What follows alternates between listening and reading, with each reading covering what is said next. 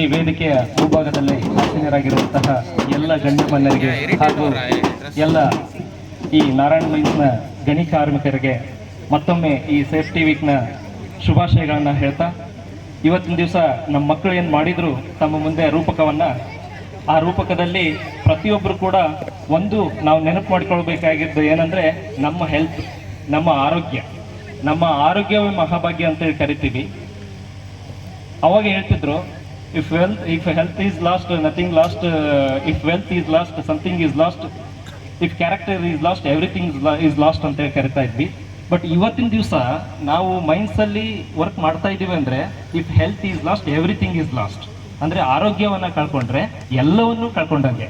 ಹಾಗಾಗಿ ನಾವು ಆರೋಗ್ಯದ ಕಡೆಗೆ ಹೆಚ್ಚಿನ ಗಮನ ಕೊಡಬೇಕು ಅಂತಂದರೆ ನಾವು ಮೈನ್ಸ್ಗಳಲ್ಲಿ ಗಣಿ ಕಂಪನಿಯಲ್ಲಿ ಏನು ನಾವು ಕೆಲಸವನ್ನು ಮಾಡ್ತಾ ಇದ್ದೀವಿ ತಾವುಗಳು, ಅದರಲ್ಲಿ ಸೇಫ್ಟಿಯನ್ನು, ಸುರಕ್ಷತಾ ಕವಚಗಳನ್ನು ಬಳಸಿ, ತದನಂತರ ನಿರ್ಲಕ್ಷ್ಯತನದಿಂದ ಕೆಲಸವನ್ನು ಮಾಡದೆ, ಅಲಕ್ಷ್ಯತನದಿಂದ ಕೆಲಸವನ್ನು ಮಾಡದೆ ನಾವು ಶ್ರದ್ಧಾಪೂರ್ವಕವಾಗಿ ಕೆಲಸ ಮಾಡಿದ್ದೇ ಆದಲ್ಲಿ ನಮ್ಮ ಒಂದು ಕೆಲಸಕ್ಕೂ ಸಹ ಒಂದು ಸಾರ್ಥಕತೆ ಬರುತ್ತೆ. ಅದರಲ್ಲೂ ಕೂಡ ನಮ್ಮ ಈ ಒಂದು ಗಣಿ ಕಂಪನಿಗೂ ಕೂಡ ಒಂದು ಹೆಸರು ಬರುತ್ತೆ. ಈ ಗಣಿ ಕಂಪನಿಗೆ ಒಂದು ಹೆಸರನ್ನ ತೆಗೆದುಕೊಂಡು ಬನ್ನಿ, ಹಾಗೂ ನಿಮ್ಮ ಆರೋಗ್ಯ ನಿಮ್ಮ ಕೈಯಲ್ಲಿ ಅಂತ ಹೇಳ್ತಾ ನಾನು ಈ ಎರಡು ಮಾತನ್ನ ಮಾಡಲಿಕ್ಕೆ ಅವಕಾಶ ಕೊಟ್ಟಂತ ತಮ್ಮೆಲ್ಲರಿಗೂ ವಂದಿಸುತ್ತಾ ಮತ್ತೊಮ್ಮೆ ಶುಭಾಶಯಗಳು.